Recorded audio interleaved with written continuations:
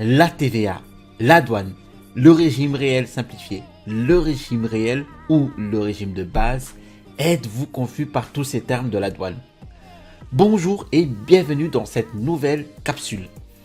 Nous allons décortiquer ici tous ces termes relatifs au service de la douane et nous allons comprendre le fonctionnement du dédouanement de votre produit du début jusqu'à la fin de chaque étape.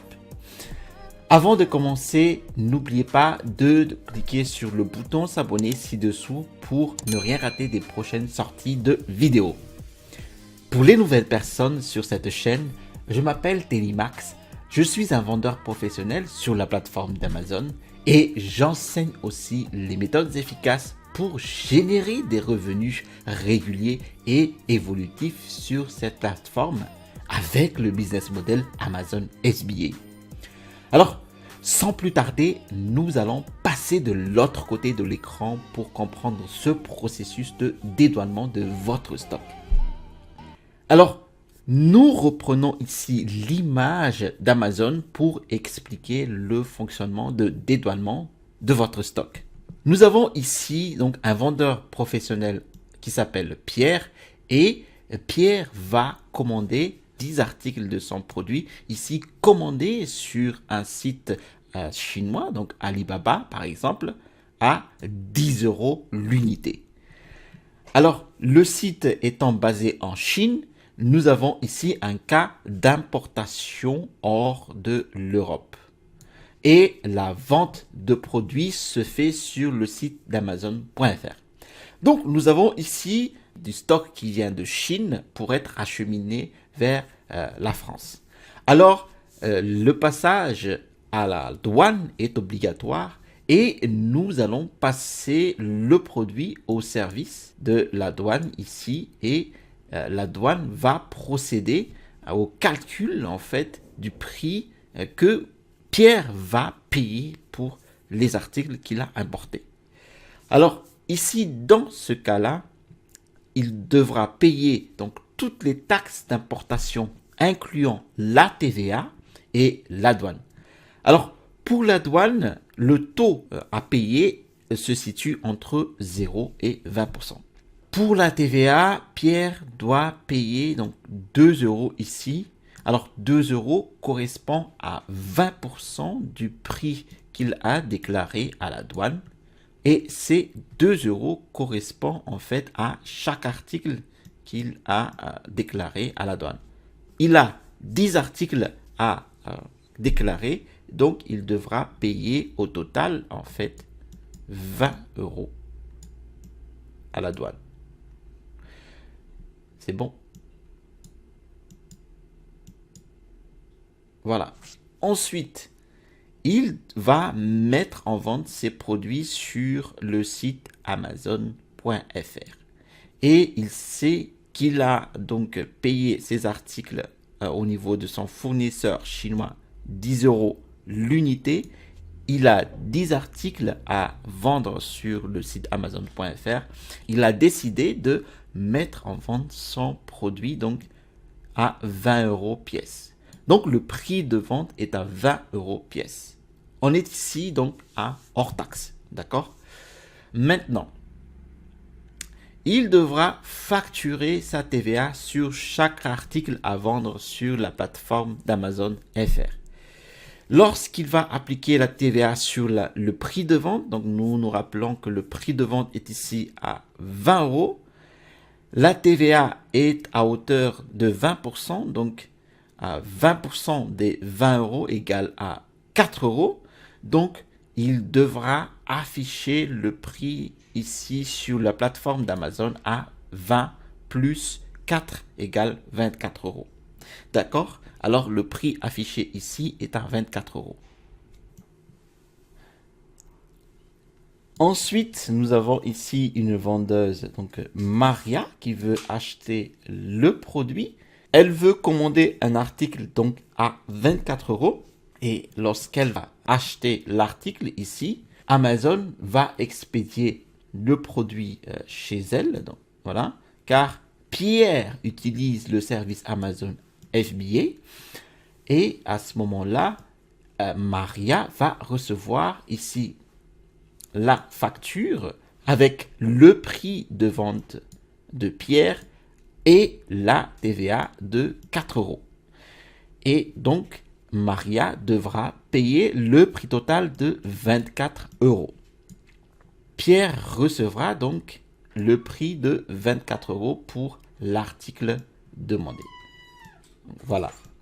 Maintenant, à la fin de la période fiscale relative à la TVA, Pierre devra déclarer ici donc la TVA auprès de la Direction générale des finances publiques en France. Maintenant, il existe 3 scénarios à la fin de la période fiscale. Alors, premier scénario, Pierre a vendu seulement un seul article à la fin justement de cette période fiscale. Donc, il va devoir déclarer le montant versé à la douane. Donc, c'est le montant initial versé à la douane qui s'est élevé à 20 euros. Ensuite, il devra déclarer le montant de la TVA collectée par la vente de son seul article, à savoir les 4 euros. Donc, à la fin, il va calculer en fait le montant déduit par ses ventes et par toutes ses opérations, à savoir la différence entre le montant versé à la douane, à savoir 20 euros, et la TVA collectée donc à Maria, à sa seule cliente, 4 euros. Le montant déduit sera égal à 16 euros. Ce montant est positif, donc c'est le montant exact à réclamer auprès des services des impôts. L'État devra donc s'acquitter de 16 euros à Pierre. Nous descendons ici pour voir le deuxième scénario. Maintenant, à la fin de la période fiscale, Pierre a vendu ici 5 articles. Il devra donc déclarer le montant versé à la douane, donc 20 euros, le montant collecté sur ses ventes, donc 4 euros fois 5 articles, donc 20 euros. Il va calculer le montant déduit, donc c'est la différence entre le montant versé à la douane, donc 20 euros, moins le montant collecté par ses 5 clients, donc 20 euros. Le montant déduit sera ici de 0 euros. Il n'aura pas de demande de remboursement à la TVA, ni de TVA à verser à l'État. Maintenant, le troisième scénario, ici, se présente ainsi. Pierre a vendu 6 articles à la fin de la période fiscale. Donc, il devra déjà déclarer le montant versé à la douane de 20 euros, le montant initial. Il devra aussi déclarer le montant collecté sur ses ventes, à savoir 4 euros x 6, donc 24 euros. Le montant déduit sera ici la différence entre le montant versé, à savoir 20 euros, et le montant collecté, donc 24 euros. Ce montant déduit est négatif, donc moins 4 euros. Et donc, Pierre devra verser ces 4 euros au service des impôts. Donc, nous avons ici 4 euros de surplus de TVA et Pierre devra verser ces 4 euros au service de la TVA. Maintenant, nous prenons le cas d'un professionnel en régime de base. Par exemple, un professionnel en régime de micro-entrepreneur. Alors, nous dézoomons un peu ces images. Cela veut dire que Pierre ne va pas déclarer la TVA auprès des services fiscaux. Donc, cette partie-là, toute cette partie-là n'existe pas lorsque Pierre est en régime de base. Il ne va pas non plus collecter la TVA auprès des clients. Donc, Pierre ne va pas calculer le montant déduit de sa TVA ni réclamer le montant de sa TVA auprès du service des impôts. Nous basculons ici sur les déclarations de Pierre.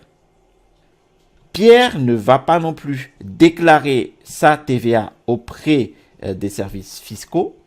Pierre ne va pas non plus collecter sa TVA auprès de ses clients. Donc, en fait, cette partie-là, elle va disparaître. Voilà. Donc, au final, le prix total affiché sur son produit n'est pas de 24 €, mais tout simplement de 20 €. Donc ici, à la place des 24 €, ce sera 20 €. Nous revenons là. Le prix affiché n'est pas du tout de 24 €, mais tout simplement de 20 €. D'accord? Donc, Maria va justement payer seulement 20 €. Et Pierre devra mentionner TVA non applicable d'après l'article 293B du CGI sur ses factures. Alors, nous revenons ici sur le fonctionnement de départ. Mais Pierre devra tout de même payer la TVA à l'importation ici qui reste toujours exigible pour chaque article importé en France. Donc, il devra toujours payer les 20 € de taxe pour ces 10 articles à 10 € à pièce. Voilà, j'espère vous avoir éclairci sur ces termes utilisés par les services de douane pour votre importation de produits en France. Si vous avez des questions sur le dédouanement de votre stock, je vous invite à écrire dans les commentaires les différentes interrogations. N'oubliez pas non plus de cliquer sur le bouton s'abonner situé en dessous de cette vidéo pour ne rien rater des prochaines sorties de vidéos. Je vous ai mis aussi en description de cette vidéo un e-book, les 5 étapes pour construire un business à succès sur Amazon FBA. Cet e-book est offert et je vous invite à le lire pour comprendre en fait les différents processus d'installation de ma première boutique sur Amazon FBA. Allez, à la prochaine vidéo et je vous dis, restez toujours curieux.